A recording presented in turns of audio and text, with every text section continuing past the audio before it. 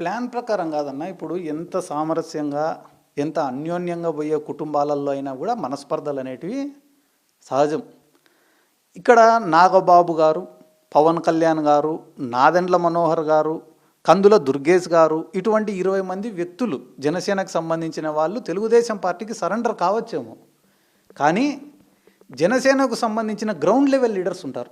అంటే విలేజ్ స్థాయి నాయకులు, మండల స్థాయి నాయకులు, నియోజకవర్గ స్థాయి నాయకులు. వాళ్ళు 10 రోజులు అడ్జస్ట్ కాగలుగుతారు, 20 రోజులు అడ్జస్ట్ కాగలుగుతారు, 30 రోజులు, మహా అంటే 5 నెలలు, 6 నెలలు. రేపు జరిగే లోకల్ బాడీస్లో అయినా ఆ విభేదాలు బయటపడాల్సిందే.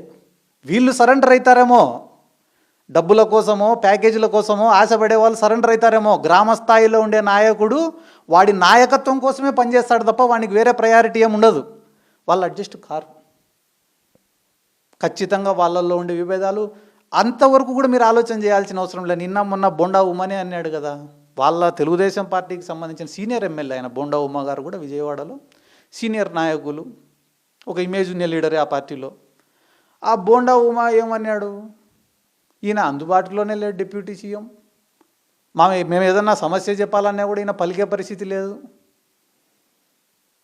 దానికి సమాధానం ఇప్పుడు బోండా ఉమ్మని ఎవరైనా విమర్శిస్తున్నారా? మళ్ళా విమర్శించారు.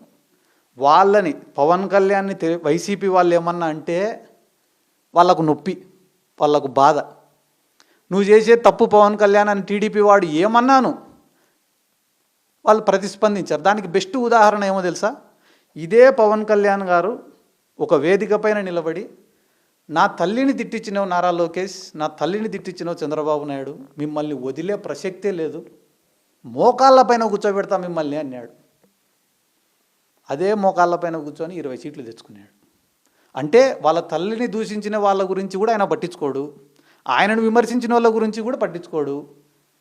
మీరు చేసేది తప్పు అనే జగన్మోహన్ రెడ్డి గారిని మాత్రం ఇష్టం వచ్చినట్టు మాట్లాడు.